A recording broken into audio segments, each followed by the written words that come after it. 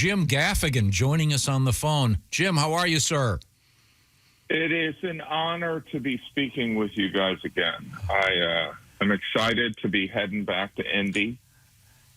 Yeah, you got a bunch of dates coming up, and these are the ones you had to cancel, right? You last year, you're going to be at the famous Clues Auditorium. Yes, I love how Clues is spelled. Like they should give a clue. Pronounced Clues. Yeah, it's spelled clothes. Yeah, or Klaus. Yeah. Well, how have you been? Are you working on just stand-up comedy these days, or are you doing some of your acting now? I'm all in on stand-up right now. I'm doing this. I'm doing a lot of material on Bourbon. Not that anyone ever asked for it. It's just one of those things where, as you know, stand-ups, it's all kind of self-assignment. So I figured I would, talk a lot about, the drink that out of shape old guys drink. You know what I mean? I think that has broad appeal. Jim, in my hand right now, I am holding a bottle of Father Time. Precious batch Kentucky straight bourbon whiskey. This is the firstborn edition from the spring of 2024. And is that your dad on the label? That's my grandfather. Oh, wow. My grandfather, yeah. And so I wanted to do something, some of it is the pandemic. Some people got into making bread. I started gardening and I started drinking bourbon. And what I've learned over the past couple of years is no one cares about gardening. Talking about bourbon. And, so my grandfather, was from Springfield, Illinois, and I learned through finding your roots that he worked in coal mines. His family had worked in coal mines, and he's kind of he broke this cycle of my family working in coal mines. He made dentures. And so I just wanted to do a little bit of a tribute to him. And I also, as I have these teenagers, I have a greater appreciation for my father, who I thought was a lunatic, but now I realize was a pretty normal guy. Of course. Yeah. Now, by the way, you're putting yourself under some pressure because I noticed as part of your tour, you're going to be at the Kentucky Center, which, of course, those are bourbon people. I would assume. Have you tested your bourbon against some of the others that are out there? Yeah, oh, yeah. No, this is, the Father Time is considered a pretty darn good bourbon. But what I'm going to do in Louisville, October 7th through 9th, is I'm doing this, I'm calling it the Bourbon Set, where the whole show is going to be about bourbon, which is, again, nobody wanted it. Nobody asked for it, but I'm doing it. And but I've grown so interested in, people that are interested in alcohol the way I am are considered alcoholics. But my whole thing is, I just find it fascinating. I love the story behind bourbon. I love the culture. And, I don't know if any of you guys there are bourbon drinkers, but there's a certain type of guy, if you're over 30, out of shape with a beard, and you don't drink bourbon, you're kind of a fraud.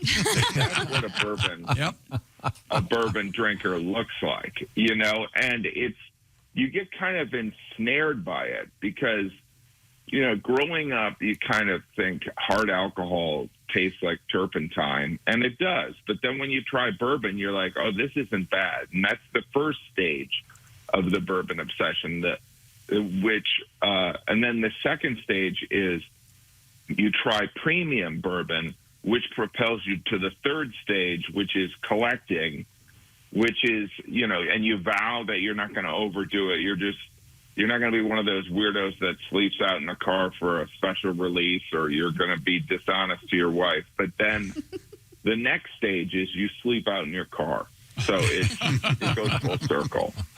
By the way, your grandfather has a great head of hair. I know. I did not get that. I did not get the hair, but I'm all recessive gene. You know what I mean? It's like a different century. I would not be walking around at this point. You know what I mean? But it's all good. Jim's going to be doing a little tour here. He'll be stopping at, as you mentioned, Clues Hall, October 2nd, 3rd, 4th, and 5th. Then the Kentucky Center, October 7, 8, and 9. A couple of shows, it would appear, on the 9th. And then the Moody Theater on October 23rd. That's in Austin, right? Yeah. So it says on your website, all new material. Yeah, all new material. Well, that's the unspoken agreement. I think that I'm so grateful people that have come to shows and come back. The promise is that it's going to be all new material that's, tried and true, good stuff, but like new. That's I found that I've been doing stand-up for 800 years at this point. Yeah, and it's just like. So I'm so grateful for people to show up, and the objective is for people to leave when they leave to say, I'm coming back when he comes back. So yeah, right. Well, I'll be back seeing you again, of course. Jim, how old is your oldest child? She is 21. Wow. Which is pretty bizarre, right? So it's like, is she still in school? Being on this, yeah, she's in college. And I remember being on Bob and Tom and talking about, being a young father and not knowing what I was doing. Yep. And now I'm an old father who still doesn't know what I was doing. You know what I mean? Wow. Yikes. And then your youngest is how old? He's 13 now. So it's all teenagers. It's like, wow. 13 to 21. I feel like I'm living in a psych ward, really. I'm convinced they're trying to make me crazy. And I know that it's developmentally appropriate for them to challenge, but they're stealing all my stuff. That's the thing I can't get used to. And any possible comedians in the bunch? My son, Jack, has done some stand-up, but... and he really enjoyed it, but it is such a strange world, right? It's such a unique path. Like, you have to have a real insanity to pursue stand-up. There isn't a logical path. So, I think he's funny. I think he could definitely do it, but I also know that it's not a life cut out for everyone. You know what I mean? But all I know, it's like, having raised 5 kids, the conclusion I've come to is my only goal now is to leave them with nothing. You know what I mean? That's right. I want to make them pay for my casket. Jim Gaffigan is our guest. And if you go to Jim's website, jimgaffigan.com, you can get tickets for all the events that Jim has mentioned. Highly recommended. He's a terrific live performer. I've seen him many times. On a serious note, Jim, you are a really good actor. Thank you. And I think a lot of people probably don't know that necessarily. They know you as a comedian. Have you been working on any projects, movies, TV, anything coming down the pike? There's a possibility of doing.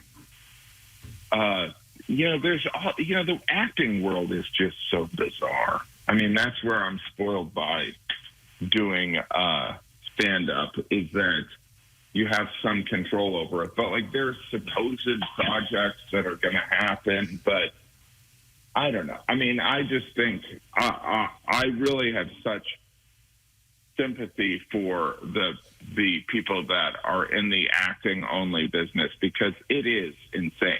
So, like, when an actor goes crazy or has a meltdown, I'm like, yeah, of course. They've been dealing with essentially psychological abuse their entire adult life. Yeah, a lot of rejection.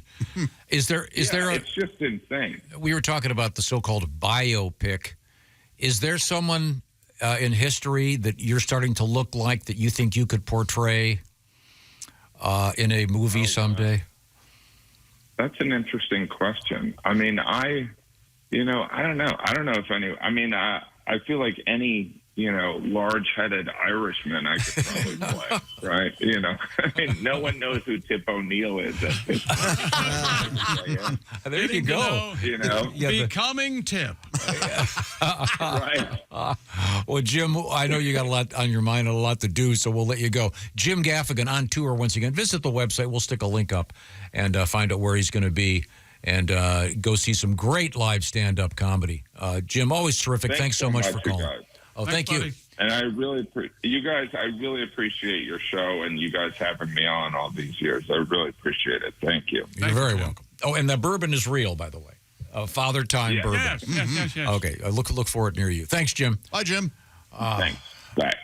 I just happened to have this thing of bourbon right there by my. I didn't know Jim was calling until 2 minutes before we went back on the air, but I've kept this right here. He cannot be any nicer. That's for sure. Man, He's incredibly funny.